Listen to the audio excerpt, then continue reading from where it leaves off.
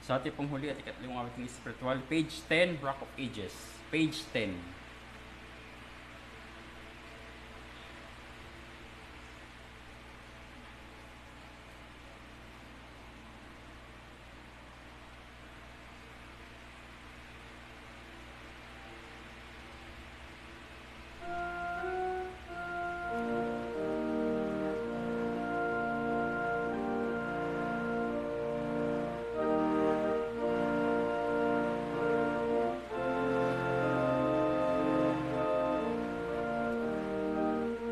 Rock of Ages, sing.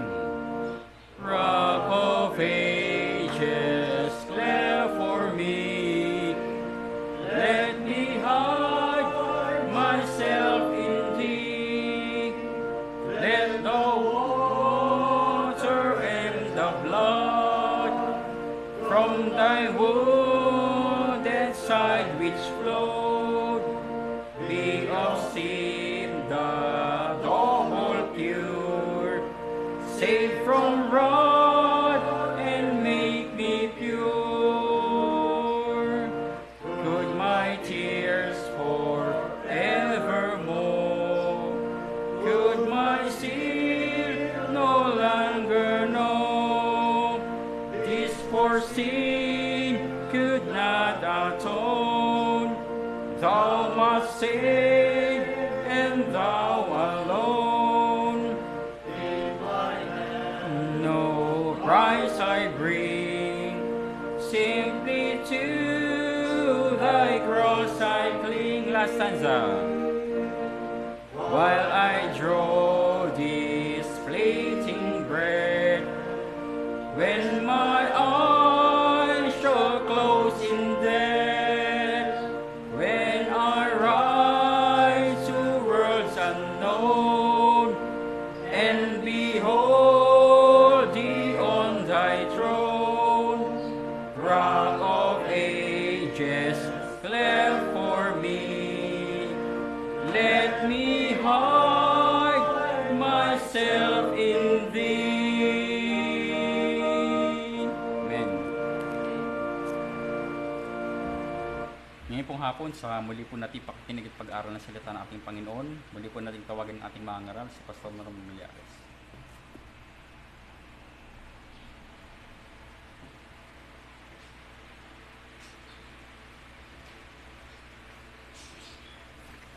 Mabiyayang hapon sa ating lahat. Tayo muli ay dadako sa pagpapahayag ng banal na salita ng Diyos. Buksan natin muli ang ating pong mga Biblia sa Proverbs chapter 1. Proverbs chapter 1. Ating pong basahin ang talatang 7. Proverbs chapter 1 verse 7. Narito ang sinasabi ng banal na kasulatan sa King James Version.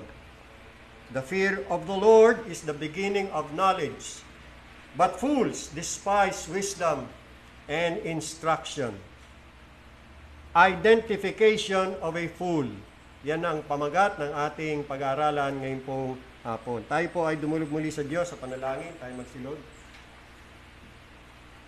Dakilang Diyos na makapangirit banal, salamat sa pagkakataon muli ito na makapanambahan, mag-alay ng pasasalamat, papuri at parangal sa inyong harapan. Salamat Panginoong Diyos sa pagkakataon muli na matunghayan namin ang iyong mga salita.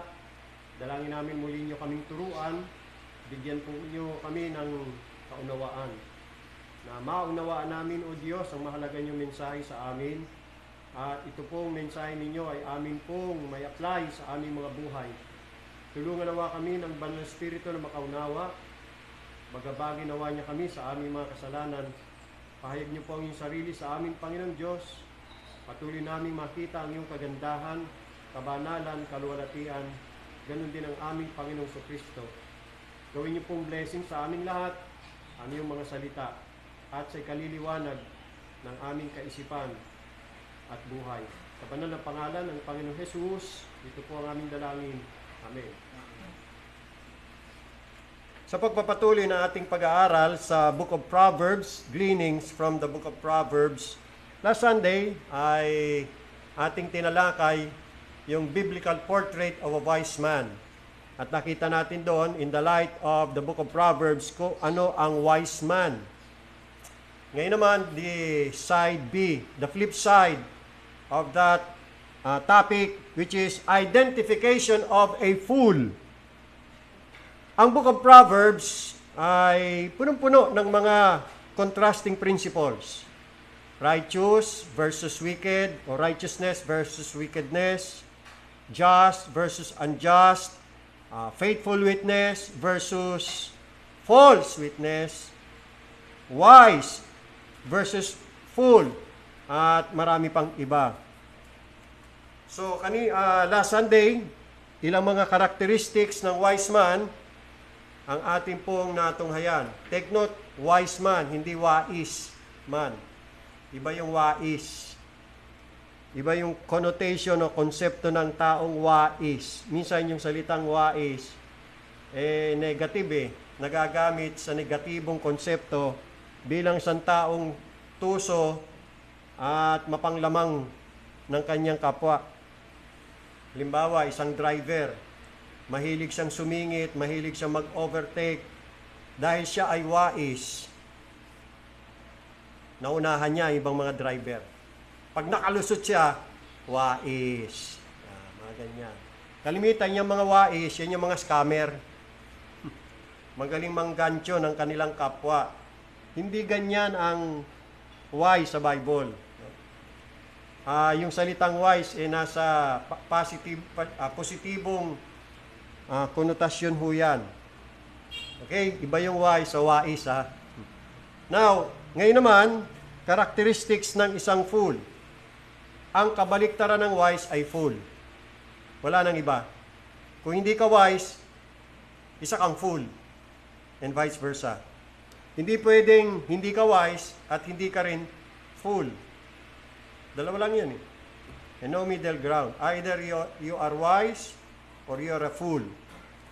So whether you like it or not, ang tawag sa isang tao na hindi wise, ayon sa Bible, dahil ayaw niya ng wisdom, ayaw niya ng knowledge, ayaw niya ng counsel or instruction, ang tawag sa taong iyon ay fool. Yan ang tawag ng Diyos sa taong iyon. Now, when we say fool, what does we mean? Or what do we mean? What does a fool mean? Ang fool, o mangmang, o kaya'y hangal sa Tagalog, sa Scripture, ay hindi po yan tumutukoy sa isang tao na mayroong mental deficient or may kakulangan sa pag-iisip. Kundi sa halip, ito'y tumutukoy sa isang tao na arrogante, mayabang, mapagmataas, mapagmalaki, self-sufficient. Hindi siya nangangailangan ng anumang tulong, hindi siya nangangailangan ng anumang turo, payo, sapagkat kontento na siya, sufisyente na siya sa kanyang sarili. He relies on himself. He is wise in his own eyes. He is wise in his own conceit. Kaya arrogante, mayabang. Isa pa, ang taong hangal o fool ay yung taong he orders his life as if there were no God.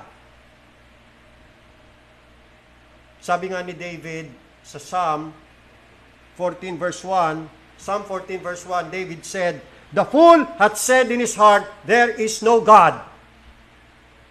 They are corrupt, they have done abominable works, there is none that doeth good." Who is a fool? A fool is a person who says there is no God. Walang Diyos. Ateista. Diba ganyan ang ateista, walang Diyos. Paniniwala na walang Diyos. There is no deity. Lacking in the belief that there is no deity. There is no supreme being whatsoever. Yan ang atheist.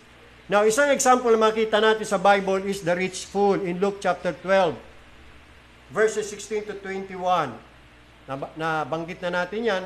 Natunghayan na natin sa una nating pag-aaral nitong gleanings on the book of Proverbs.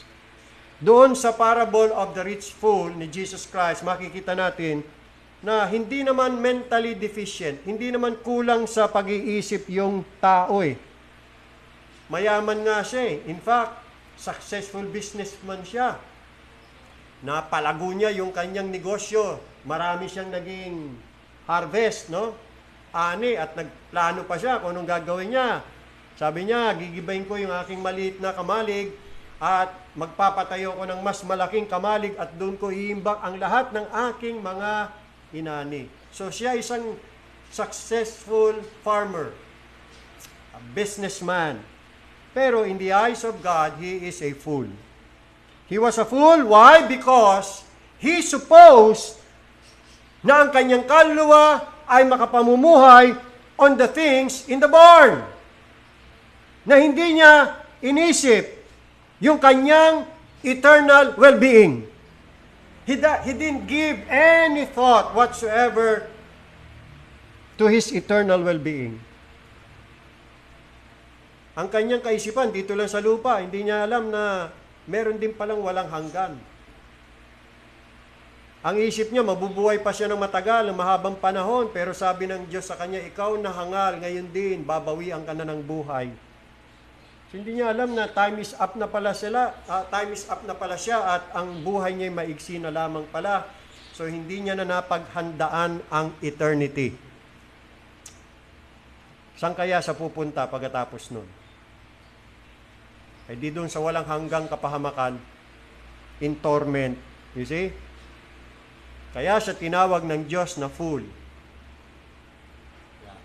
Now, maraming iba't ibang mga kaparaanan o maraming uri pala o types ng mga atheists. Napag-alaman ko, nung ni-research ko, ang daming uri ng atheist. Halos lahat yung mga nag-research, yung mga nag-aral, mga psychologists, hindi sila magkasundo kung gaano ba karaming atheist. Kanya-kanya sila ng characteristics. Pero tatlo lang yung ating babanggitin. Gusto kong banggitin sa inyo mga kapatid. Meron tinatawag na activist or militant atheist. Activist or militant atheist. Ito yung mga tao, hindi lamang sila naniniwala na walang Diyos, kundi pinipilit nila na ang mga tao ay maniwala na walang Diyos. Sila ay nakikipag-argumento at kanilang pinatutunayan na hindi totoo na may Diyos, kaya activist. Meron naman mga tinatawag na non-religious atheist. Ito yung mga taong hindi sila sigurado kung may Diyos nga o walang Diyos, wala silang pakialam. Kasi wala naman silang pinaniniwalaan. Wala silang relihiyon. Yan. Meron nga mga atheists hindi mo kailangang patunayan na walang Diyos. Kasi wala naman talaga eh. Kasi nga atheists sila. You see? No need to prove that there is no God. Kasi nga wala nga Diyos. May mga ganong atheist. Now, itong pangatlo, tawagin nating practical atheist.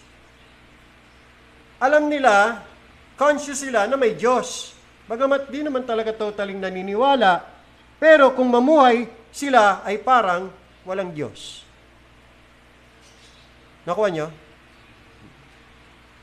Maaaring sila ay conscious or aware na merong supreme being, merong higher being.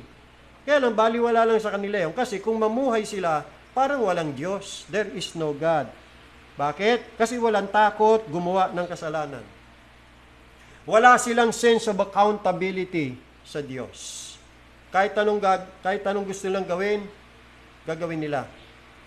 Wala silang pakialam kung tama or mali ang kanilang ginagawa. Basta gagawin nila kung ano sa akala nila magbibigay sa kanila ng kasiyahan, kung ano ang makapagbibigay sa kanila ng kaligayahan. Kahit mali man yan o tama man yan, wala silang pakialam. Practical atheist. Meron naman mga naniniwalang may Diyos, pero pag kung mamuhay, bakit ganun? Bakit hindi natatakot gumawa ng kasalanan kung may Diyos? Kung naniniwala silang may Diyos, di ba? So, practical atheist. In a sense, in truth, sa totoo lang, namumuhay sila na walang Diyos. Kasi hindi sila natatakot na gumawa ng masama o kasalanan o mga bagay na ayaw ng Diyos. Kaya para sa kanila, walang Diyos sa pamumuhay. See? So yan ang mga hangal ng mga tao. Walang Diyos. So ngayon, tingnan natin ang ilan sa mga katangian ng mga hangal. Actually, madami yan mga kapatid, pero pipili lamang tayo. Hindi tayo gagawa ng exhaustive study sa pag-identify kung ano o sino ang isang taong hangal o mangmang. Pupulot lamang tayo ng ilan sa mga kapahayagan dito sa Book of Proverbs. Now, dito sa ating teksto, in Proverbs chapter 1, actually, marami yan. Merong sa Proverbs chapter 4, chapter 6, chapter 13, hanggang up to the last chapter. Merong binanggit si Solomon na mga katangian ng mga mangmang. Pero dito, tingnan natin itong chapter 1. Specifically sa ating teksto in verse 7. Sabi, "The fear of the Lord is the beginning of knowledge, but fools despise wisdom and instruction." Fools despise wisdom and instruction. Kung ang wise man loves wisdom, loves knowledge, loves reproof, rebuke, counsel, kabaliktaran ang fool. He despises wisdom and instruction. The word despise, sinahamak sa Tagalog. Ang isang hangal, ang isang taong mangmang, hinahamak niya o hinahamak ng mga mangmang ang Diyos. Hinahamak ng mga mangmang ang Diyos. Mga ateista na walang paggalang at pagpapahalaga sa Diyos, sa karunungan ng Diyos, sa pagtuturo ng Diyos, at sa kaalaman ng Diyos. Wala silang anumang pangamba sa galit o puot ng Diyos. Wala silang takot na nararamdaman. There is no fear of God before their eyes. Kaya ganun lang kung gumawa ng kasamaan. Wala silang anumang pagnanais ng kanyang pabor. Ni hindi ka nga nila pasasalamatan kung sabihin mo sa kanila kung ano ang maaari nilang gawin para makatakas sa puot ng Diyos at makamit ang kanyang pabor. So ganito ang sinasabi ng mga hangal sa Diyos. Basahin natin ang Job 21 verse 24. Ano ang sinasabi ng mga hangal sa Diyos? Ganito, 21:24 ng Job.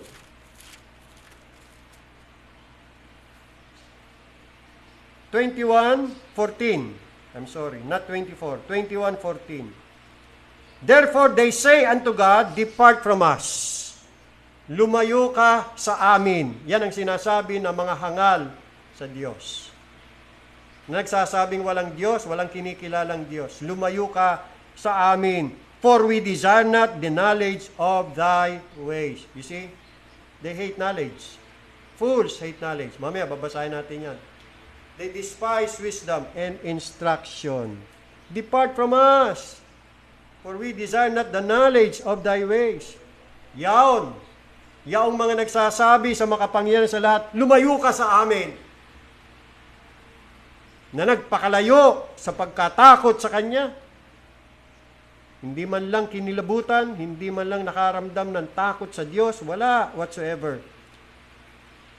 Na kanilang itinalaga na nila ang Diyos bilang kaaway o kaya itinalaga nila ang Diyos sa paglaban. At yung ganyang mga tao, hindi na ho katakataka kung hindi nila ninanasa o kaya ninanais ang kaalaman ng kanyang mga lakad o daan. Bagko, sinahamak ang kanyang turo. Hindi mo na maasahan yan. Pansinin, ang hangal o ang mga hangal ay yaong mga hindi natatakot sa Diyos.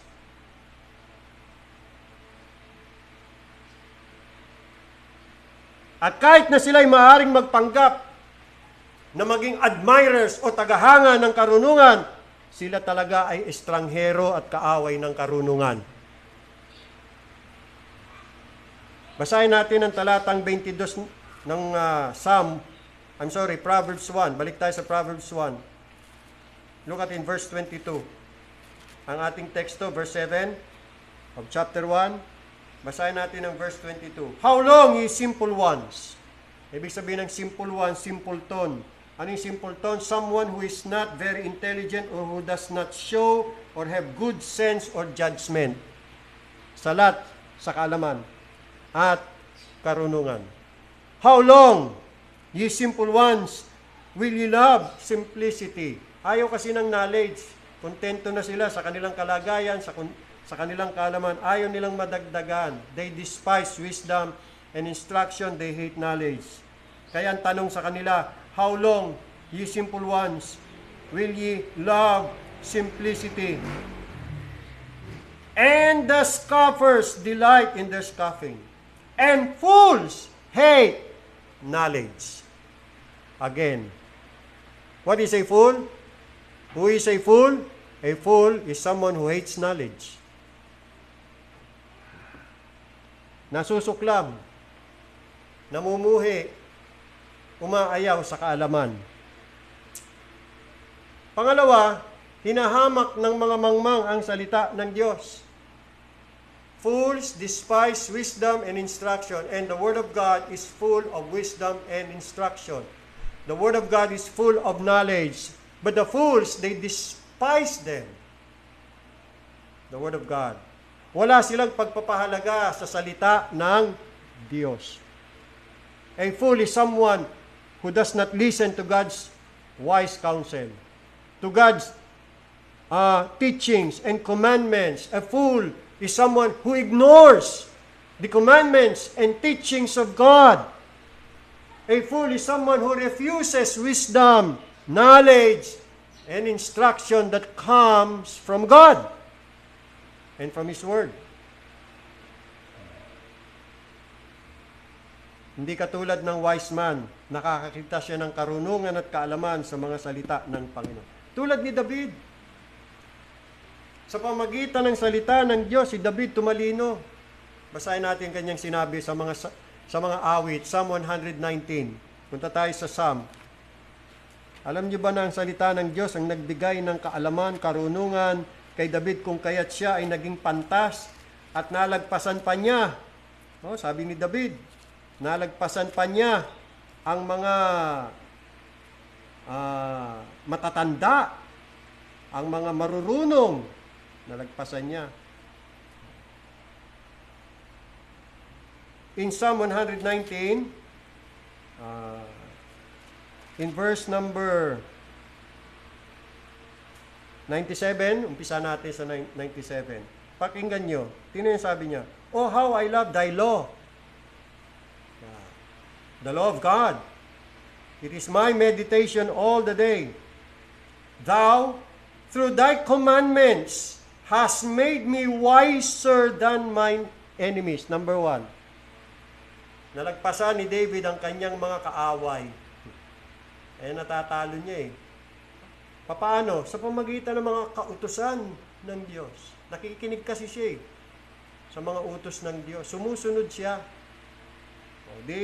Ano nangyari? Naging pantas siya. Mas pantas kaysa sa kanya mga kaaway. For they are ever with me. 99. I have more understanding than all my teachers.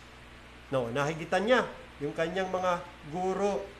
For thy testimonies are my meditation. 100. I understand more than the ancients. Mga ninuno, nauna pa sa kanya, nalagpasan niya ang kanilang katalinuhan o kaalaman. Bakit? Because I keep thy precepts. So lahat ng yan, law, commandments, testimonies, precepts, tumutukoy yan sa isang bagay lang, at yan ay ang salita ng Diyos. Kung ito ay nagdulot kay David ng karunungan, hindi kaya pwedeng mangyari yan sa atin?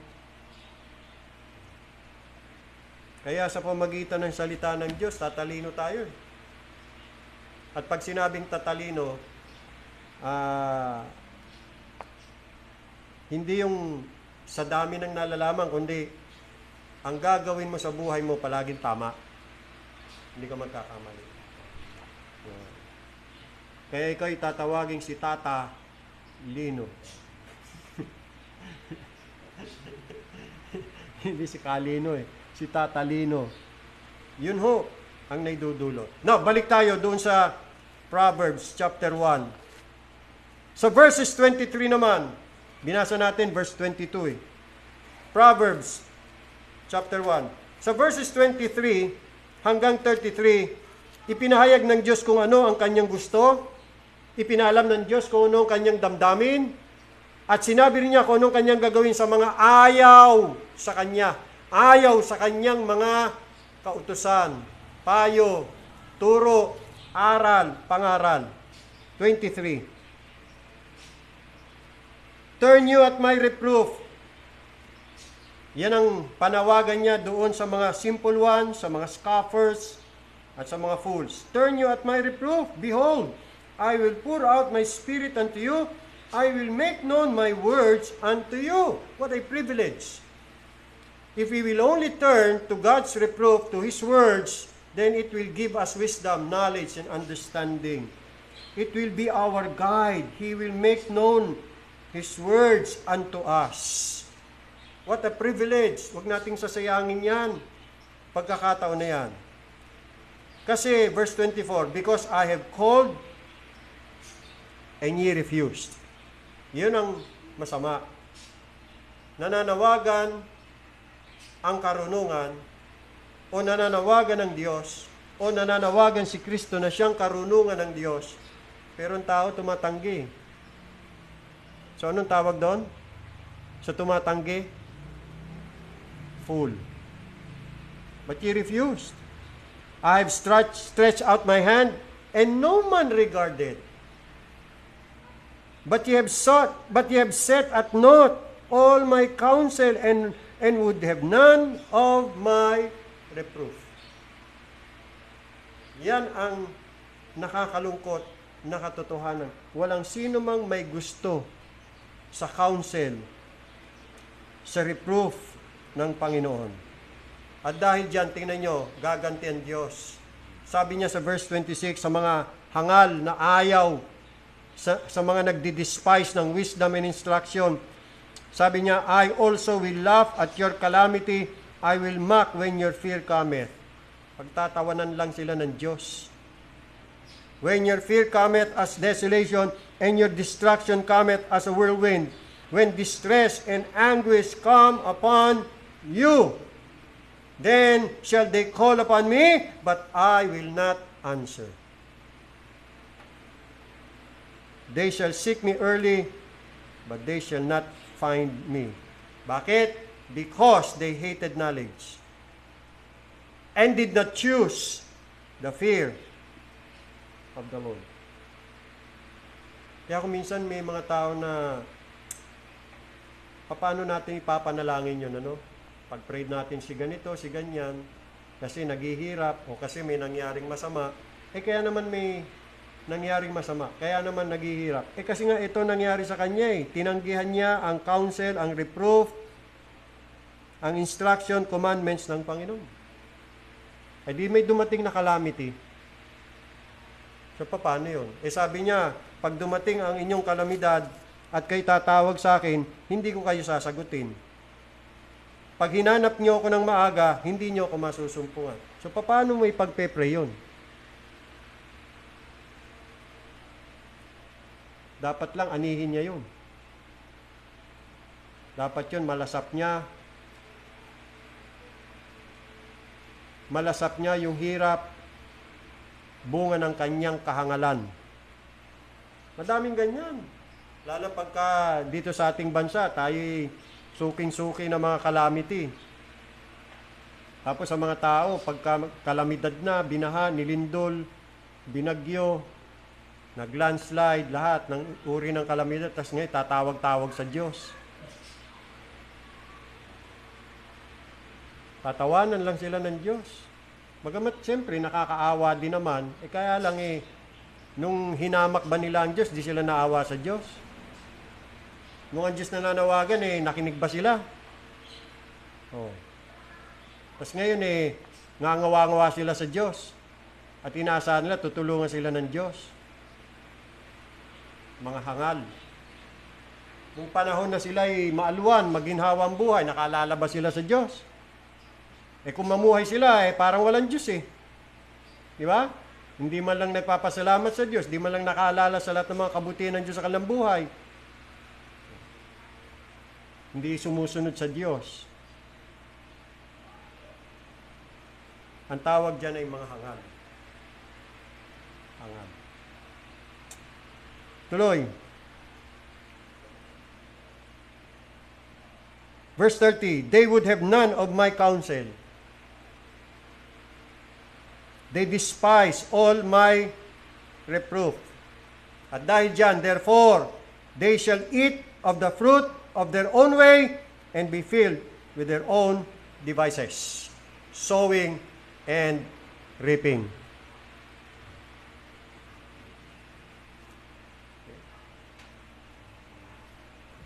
Aanihin o inaani lang nila ang kanilang mga itinanim. Verse 32, for the turning away of the simple shall slay them, and the prosperity of fools shall destroy them. But whoso keepeth or hearkeneth unto me shall dwell safely, and shall be quiet from fear of evil. Pangatlo, hinahamak ng mga mangmang ang turo, payo, at mga utos ng kanilang mga magulang. Yun ang masaklap. Again, sabi ng ating teksto, fools despise wisdom and instruction. Hindi lamang mga instruction at wisdom na ibinibigay ng Diyos, kundi wisdom and instruction na ibinibigay ng mga godly parents, ng mga magulang. Ang isang hangal na anak ay walang pagpapahalaga sa mga pangaral ng kanyang mga magulang at payo ng kanyang mga magulang. Ang dapat ay ganito. So makinig kayo mabuti, kayong mga anak, dapat ganito. Verse 8 of Proverbs chapter 1. My son, hear the instruction of thy father. Instead of despising wisdom and instruction, sabi ni Solomon, hear the instruction of your father and forsake not the law of your mother. See? Hear the instruction of thy father. Kaninong instruction? Instruction ng father. Now, dito maliwanag mga kapatid na ang mga magulang are expected to instruct their children. Fathers, mothers, instruct your children, especially in the way of the Lord. Give them religious education. Kapwa ang tatay at nanay, they must do all that they can do for the good education of their children. And all little enough. Kaya mapalad ang mga anak na meron silang mga godly parents. Kasi ang ituturo nila ay ang mga counsel, instruction, wisdom, reproof ng Panginoon. Mapalad sila. Makakaalam sila ng katotohanan, makikilala nila o malalaman nila kung sinong Diyos, tunay na Diyos, ang Diyos ng Biblia, at magkakaroon silang pagkakataon na makilala nila si Jesus Christ. Mapalad ang mga anak na mayroong mga magulang na may mga takot sa Panginoon. At yan, dapat gawin ng mga magulang bilang kanilang responsibilidad na kanilang turuan ang kanilang mga anak sa daan ng Panginoon. At ang mga anak naman, dapat makinig. Children, my son, hear the instruction of your father. At hindi lamang makinig, kundi gawin. And forsake not the law of thy mother. So, hindi lamang bibigyan ng instruction, dapat bibigyan din ng batas. Ang batas ng ina, siya ring batas ng Diyos. Ang batas ng Diyos dapat maging batas ng mga magulang at ng tahanan. Mahirap mamuhay na walang batas. May alam ba kayong bansa o kaya'y lipunan na walang batas na pinaiiral? Anong klaseng bansa kaya yun? Anong klaseng lipunan yun? Walang batas. Ibig sabihin, pwedeng gawin ng mga tao kung anong gusto lang gawin. Walang law na susundin. Lawless society. Ang mangyayari dyan, anarchy. Kanya-kanya sila. Gagawin ng tao kung anong akala niyang tama sa kanya kahit mali. Ang batas, ang kautusan, yan ang nagbabakod. Yan ang nagsisilbing bakod ng mga anak. Binabakuran sila ng mga batas para mas lalo silang maging ligtas. Kasi dyan sa bakod na yan, pag lumagpas sila, danger na, danger. May panganib na. Kaya dapat dun lang sila sa loob ng bakod. At huwag silang tatangkang lumabas. Yan ang batas. Yan ang kautusan. Nagbibigay ng proteksyon at nagbibigay ng tamang gawain kung anong dapat gawin. Okay? Hindi lang proteksyon, kundi pangaral, katuruan kung anong dapat gawin sa buhay. Nang sa ganun, buhay ay magiging maganda at hindi mapapasama. Yan ang dinudulot ng batas. Kaya mga magulang dapat ipaiiral nila ang batas. Dapat may batas talaga sa tahanan eh. Kung paanong charity begins at home, ang pagsunod begins also at home. Sa pamagitan ng pagpapatupad at pagpapairal ng mga batas na magbibigay proteksyon sa buong pamilya. Kailangan susunod doon. At hindi pwedeng anything goes. Hindi pwedeng mamuhay at large. Katulad din sa isang lipunan, hindi pwedeng gawin ng sino mang mamamayan kung anong gusto lang gawin. Mayroong batas na susundin. The law of thy mother was according to the law of your God, and therefore it must never be forsaken. Forsake not the law of your mother. Katulad ni Abraham, hindi lamang tinuruan ni Abraham, hindi lamang nagbigay siya ng instruction sa kanyang sambahayan, kundi nag-utos siya. He commanded his household. Iba yung nagtuturo at iba yung inuutusan, nagpapairal ng batas. Hindi lamang sapat na magturo, dapat may batas na susundin ang mga anak. Pati rin mga magulang, siyempre, susunod sila sa batas ng Diyos. Chapter 4, verse 1. Chapter 4, verse 1. Hear ye children, the instruction of a father, and attend to no understanding. So dito, sinabi sa atin na hindi lamang it is the instruction of a father, kundi it is the understanding. Merong pagkaunawa. Kung kaya dapat i-welcome yan ng mga intelligent creatures. There must be understanding. Ang hirap pagka hindi nakakaintindi, hindi nakakaunawa ang isang tao eh. Kahit ano sabi mo, hindi talaga maintindihan, hindi ma-pick up yung mga sinasabi mo, kaya hindi makasunod sa instruction. You see kung gaano kahalaga ang understanding. Hindi lamang nakapagbibigay ng instruction, kundi nakapagbibigay din ng understanding.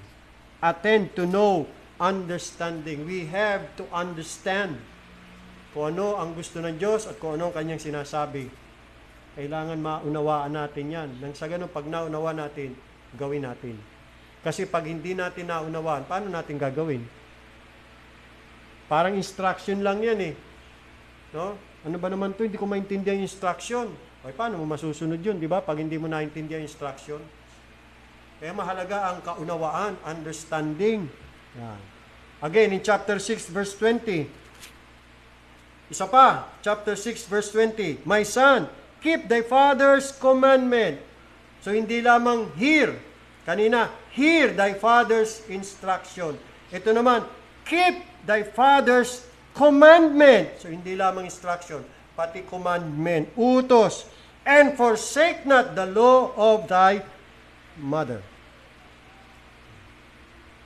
Ngayon, tingnan natin ang contrast ng isang wise son at foolish son, paghambingin natin, at kung ano ang naidudulot nila sa kanilang mga magulang.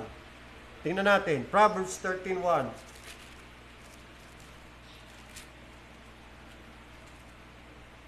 Sino ang wise son? Ito.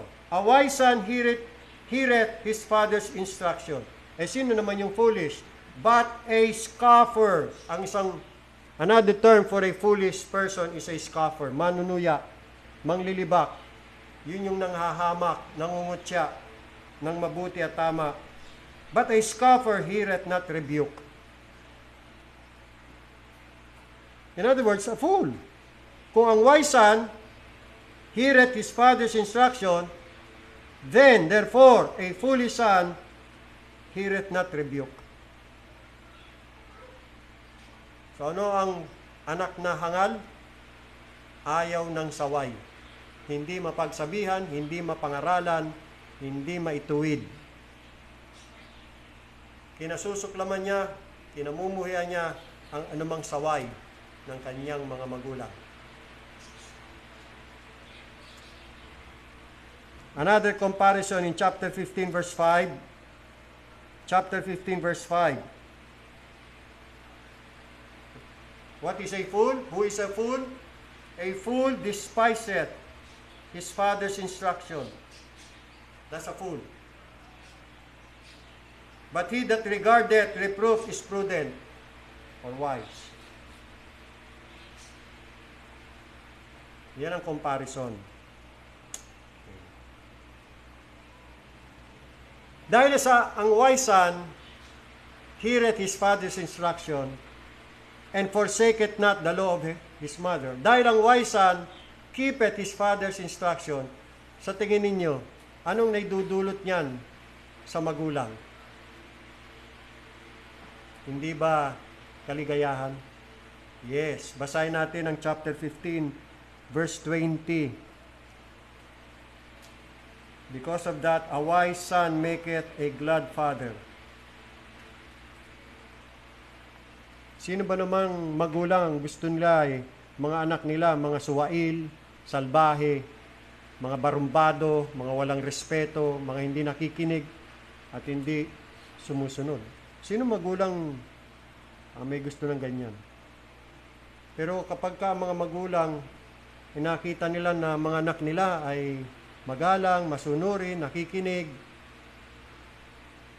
nagdudulot yan ng kagalakan at kasiyahan sa mga magulang. A wise son maketh his father glad. Kabaliktaran, foolish son, but a foolish man despiseth his mother. At papaano niya hinahamak ang kanyang ina sa pamagitan ng hindi pakikinig at hindi pagsunod sa mga sinasabi at pangaral ng ina. Kaya marami sa mga magulang talaga sa panahon ngayon, masama mga loob, may mga tinik sa dibdib dahil sa asal at ugali, masamang asal at ugali ng kanilang mga anak. Dahil nagkaroon sila ng mga anak na mga hangal. Oh, naku. Napakasakit magkaroon ng mga anak na mga hangal. At again, ano ang mga hangal na mga anak? Hinahamak ang karunungan at turo. Hindi nakikinig at sumusunod sa pangaral. Fools hate knowledge. Kaya matindi, no? Maaga mamamatay mga magulang pagka ganyan. Kaya nagkakasakit. Napakahirap talaga na may mga anak na hindi marunong sumunod. Talagang matigas ang mga puso, ayaw makinig. Hindi lamang sa payo ng mga magulang, kundi sa payo din ng Diyos, sa mga pangaral ng Diyos. Chapter 10, verse 1. The Proverbs of Solomon, a wise son maketh a glad father. But a foolish son is the heaviness of his mother. Siyempre, unang makakaramdam ng kabigatan ng ina. Alam niyo naman kasi ang ina. Di ba? Kasi bakit ina lang? Paano yung tatay? Siyempre, kasama na yung tatay dyan. Kaya lang, unang naapektuhan talaga ang ina. Emosyonal kasi ang babae. Magiging kabigatan niya sa kanyang puso ang isang anak na hindi nakikinig sa kanila. Napakahirap. Marami pa yan mga kapatid. Sa maraming kaparaanan at sitwasyon na ipakikita ng tao ang kanyang kahangalan. Pero sa tinatalakay natin ngayon, dito mas lalong naipamamalas ng taong kanyang kahangalan. Paano?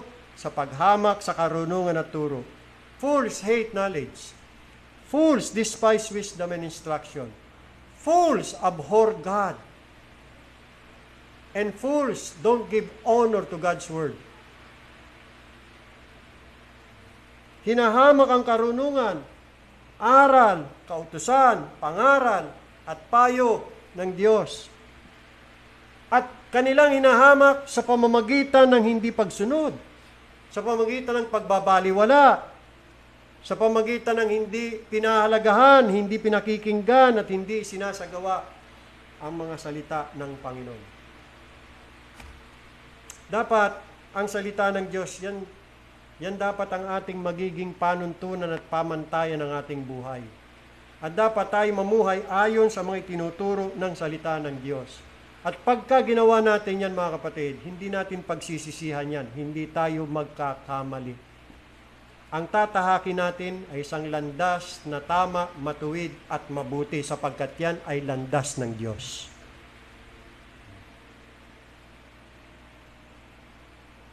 Si Solomon, ang nagturo, isang pantas o matalinong tao, pero minsan ay nagpakahangal din sa kanyang buhay.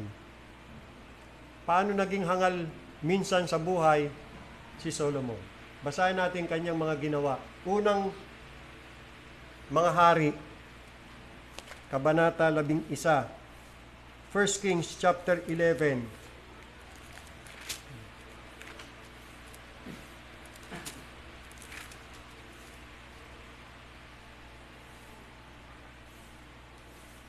Ang taong pantas din pala nagiging hangal din, ano? Minsan, kung hindi man madalas, tulad ni Solomon. But King Solomon, verse 1, loved many foreign women, strange women, foreign women. Ibig sabihin, ito yung mga babae na hindi nila kalahi at hindi kumikilala sa Diyos ng Israel. Hindi kumikilala sa tunay at nag-iisang Diyos. Ito yung mga babae na kumikilala sa ibang mga Diyosan. Ang masaklap, inibig sila ni Solomon. Na in love si Solomon sa mga foreign or strange women. In addition to the daughter of Pharaoh. Makulang pa. Hindi pa pala sapat yung anak ni Parao. Women of the Moabites, Ammonites, Edomites, Sidonians, and Hittites. Verse 2, of the nations concerning which the Lord said unto the children of Israel, ye shall not go into them, neither shall they come in unto you.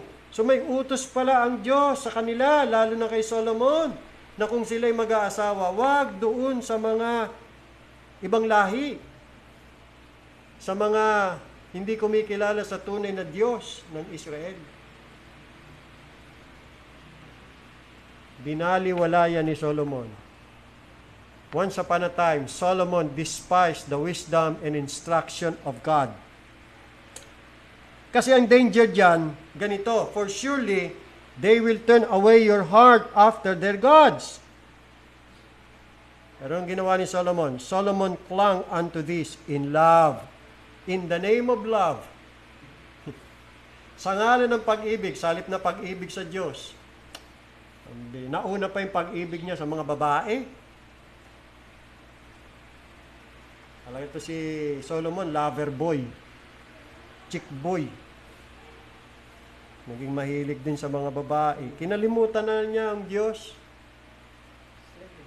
No? Dahil sa pagkahilig niya sa babae, ilan kaya kanyang naging asawa? Verse 3, and he had 700 wives. O sige, gayahin nyo. O sige, bakit si Solomon 700 wives? Ako nakakaisa pa lang. O sige, dagdagan mo. Huwag ka sumunod sa Diyos. Despise His counsel. Despise His wisdom and instruction. Sige, gayahin mo Solomon. Tingnan natin kung ano mangyari sa iyo. Hangal. Nagpapakahangal ka.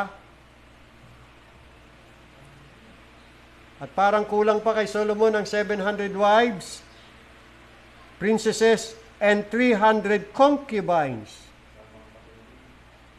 And his wives turned away.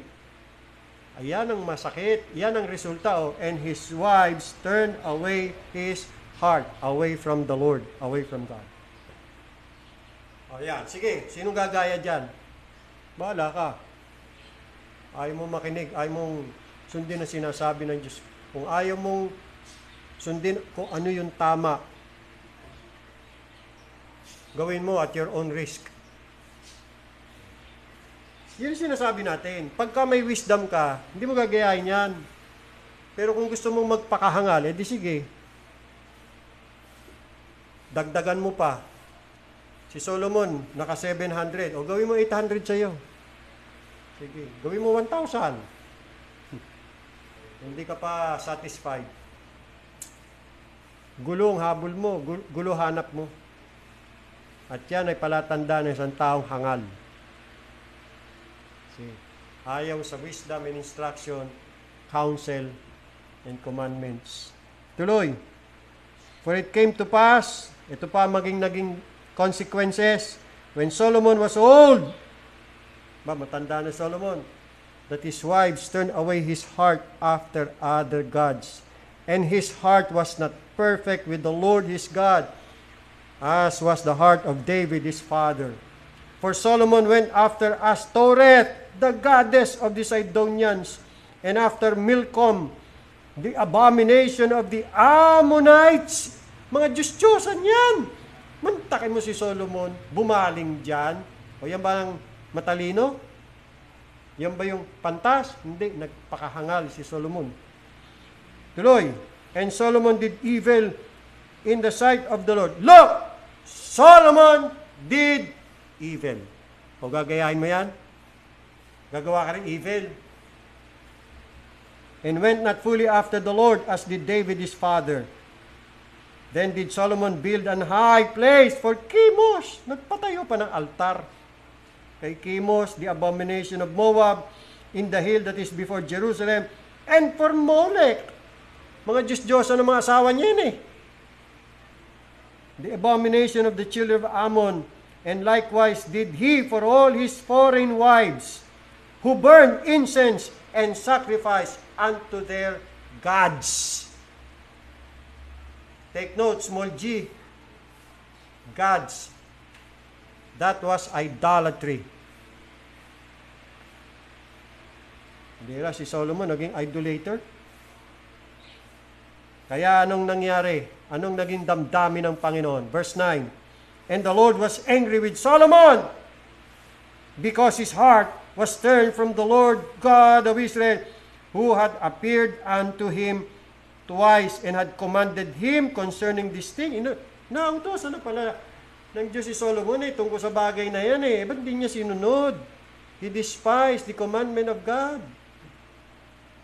that he should not go after other gods, but he kept not that which the Lord commanded. Wherefore, the Lord said unto Solomon, for as much as this is done by thee, and thou hast not kept my covenant and my statutes, which I have commanded thee, I will surely tear the kingdom away from thee, and will give it to thy servant. Ayan ang consequence ng hindi pagsunod at pakikinig sa Diyos.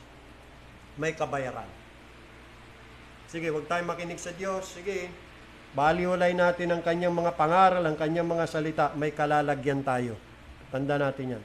Hindi tayo titiisin ng Diyos na manatili sa kamalian at kasalanan. May kalalagyan tayo. Siyempre, tuturuan tayo ng Diyos ng leksyon. Huwag natin hamunin ng Diyos. Kaya minsan tayo rin ay nagpapakatanga, nagpapakahangal eh. Ngayon, mula sa mga naging mapait at tila bangungot na karanasan ni Solomon, natuto siya. At ngayon, nangangaral na huwag magpakahangal, na tulad niya minsan, kundi magpakapantas. Kung babasahin nyo, no? Or uulitin yung basahin at unaway, parang kaduda-dudang kaligtasan ni Solomon eh. May nagtanong nga sa akin eh, kayo po ba'y naniniwala na ligtas si Solomon? Gandang tanong. Kasi kung titingin nga naman kung birang ginawa ni Solomon, grabe. Paano ngayon yan? Save kaya Solomon? Kung save siya, anong proof? Kung hindi, ano proof? Matapos niyang gawin niya, no? Mas inibig pa ni Solomon itong mga babaeng ito na mga godless or idolatrous kaysa sa Diyos na nagluklok sa kanya bilang hari. Naging salawan Solomon. Pinagpalit niya ang Diyos sa mga babae. Antindi. Pinagpagawan pa niya ng mga altar. Yung kanyang mga asawa. Altar ng mga Diyos-Diyosan. Matindi si Solomon, sa ngalan ng pag-ibig. Save kaya Solomon? Ano proof na save pa rin siya? Ito, sagot ko mga kapatid. Kung hindi sa Book of Proverbs at saka Ecclesiastes, si Solomon sumulat niyan. Baka hindi nga save Solomon. Pero pag binasa niyo yung Book of Proverbs, saka Book of Ecclesiastes, doon makikita niyo yung diwa ng pagsisisi ni Solomon. Natuto siya sa mga naging pagkakamali niya. Kaya ngayon may instruction siya. Anak ko, dinggin mo ang payo ng iyong ama. Anak ko, makinig ka. Sa turo, sa aking turo, kasi minsan siya hindi nakinig sa turo ng Panginoon. Meron siyang, pag-aaralan din natin yan, meron din siyang turo tungkol sa pag-iingat sa mga babaeng haliparot. Pinag-iingat niya ang mga lalaki, pinag-iingat niya ang mga binata laban sa mga babaeng, alam niyo na, naghahanap ng ligaya kahit may asawa na. Pinag-iingat ni Solomon. Bakit niya nasabi yun? Minsan kasi sa buhay niya, nadaya din siya. Nagpakatanga siya, nagpakahangal siya sa babae or mga babae. So kung hindi sa Book of Proverbs, Book of Ecclesiastes, kung wala, baka nga, si Solomon hindi saved. Pero pag pinag-aralan niyo, nakita niyo doon, may pahiwatig na nagkaroon ng mga regrets si Solomon. At pinagsisihan niya ang kanyang mga kasalanan at yung kanyang pagiging hangal. Yun. Kaya huwag tayong magpakahangal. Sumunod tayo sa instruction ng Panginoon. Gawin nating panuntun at pamantayan ang salita ng Diyos ng ating buhay. let the Word of God regulate our walk in this world. The Word of God must be our principles, our life, our guide. Sundin natin yan. Ang sa ganon, maging maayos, maging maganda ang ating buhay, and God will bless us. Listen to instruction. Listen to Jesus Christ. Because Jesus Christ is the wisdom, the whole wisdom and knowledge of God. Sa Kanya nakatago ang lahat ng karunungan at kaalaman. Kaya dapat lang napakinggan ang Panginoong Hesukristo. Dapat siya ang iyong maging gabay, tagapagligtas at Panginoon ng iyong buhay, si Jesus Christ. Believe on the Lord Jesus Christ and you shall be saved. May God bless the message in our hearts. Tayo po ay lumulog na sa Panginoon sa panalangin.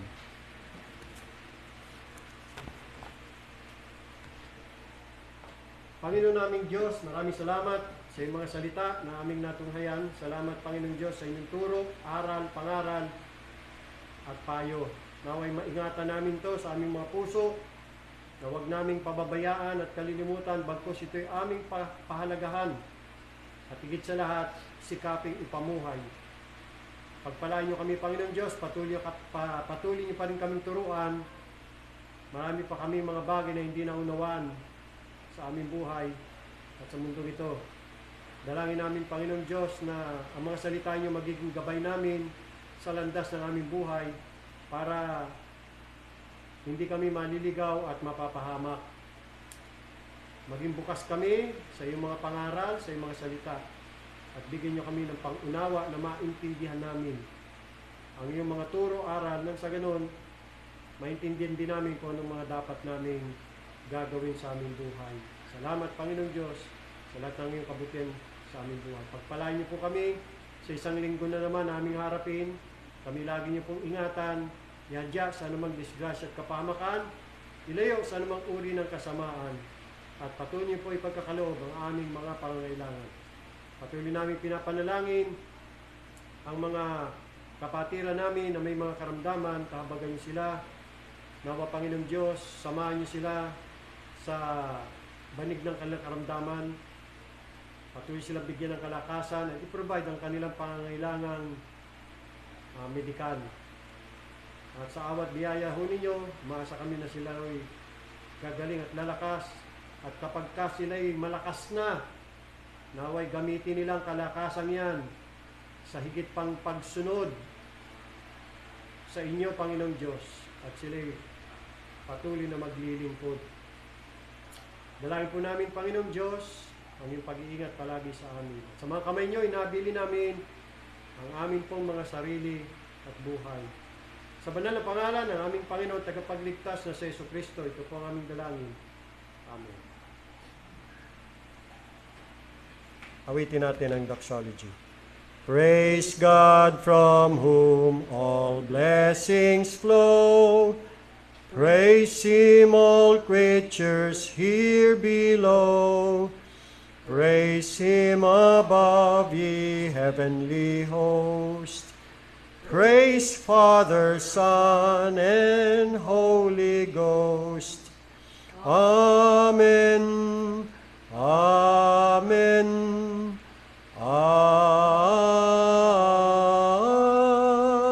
Amen. Magandang gabi. Tapos na ating banal na pagtitipon. Hanggang sa susunod na linggo, magkita-kita tayong muli. Pagpalain tayo ng ating Panginoong Diyos.